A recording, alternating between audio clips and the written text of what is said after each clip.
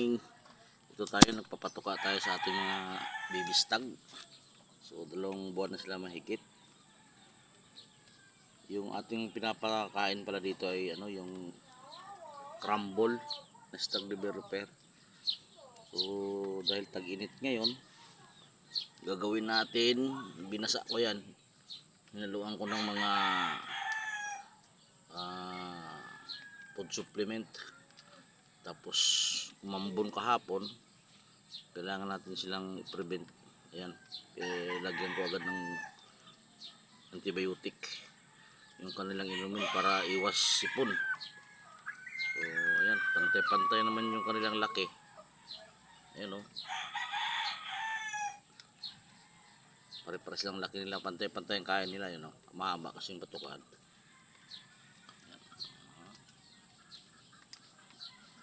Busog ka na, ayan, busog na siya. Marami pang pagpatuka dyan. So ganitong panahon, yung sobrang tindi ng init, tirik ang init, dapat yung patuka nila basa para hindi sila natutuyuan sa katawan nila.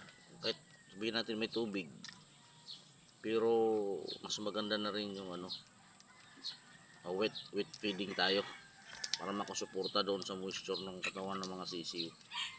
Malayo sila sa pagka-dehydrate. Kaya kung napansin nyo, pula-pula ng mga mukha pula ng mga mukha nila. Masigla, wala ka napansin dito na parang parang nangihina.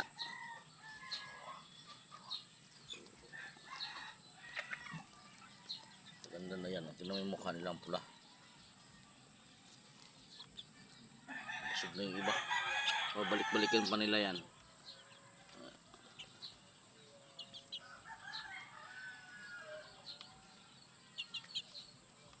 Sigla sila. Awa ng Diyos, masigla yung ating mga alaga.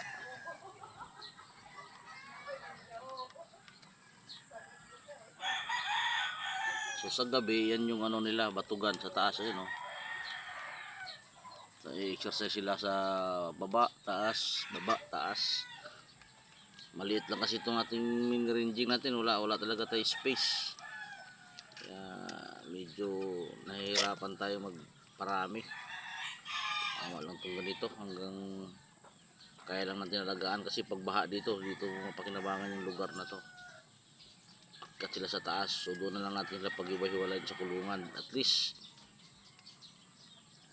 malalaki na sila, hindi na masira yung mga paa. Kasi yung sisiw, pag nababad lang yan sa tangkal o nakakulong lang yan hanggang paglaki, dyan mo na makitaan na may mga diferensya yung paa.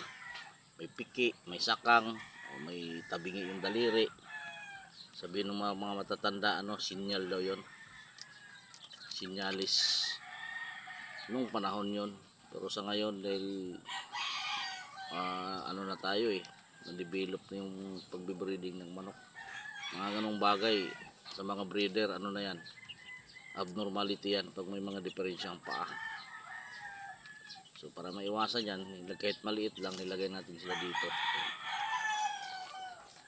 Yun yung ating mini ranging, napalibutan siya ng tanim, kaya yan, malilim, hindi sila naarawan ng husto. Doon mainit, pero ayan napalibutan ng tanim. Sinadya ko talaga ang taniman ng kamuting kahoy palibot para malamig. Laro-laro sila, mas advantage na konti kaysa doon sa hanggang paglaki nila nakakulong sila.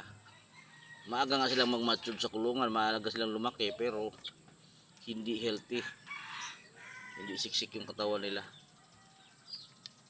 So yun lang muna ang ating update sa ngayong araw sa ating pa-breeding.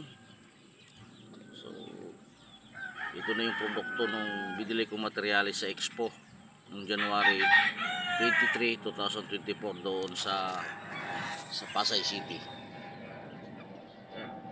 Meron nung sumunod dito, may second batch na rin. Itong sisiw. Tama na muna yon, kasi hindi tayo pwede magparami dito sa lugar natin. Hindi natin kayang alagaan pagka umabot yung baha at saka ulan. ito na lang muna yung ating video. Bye.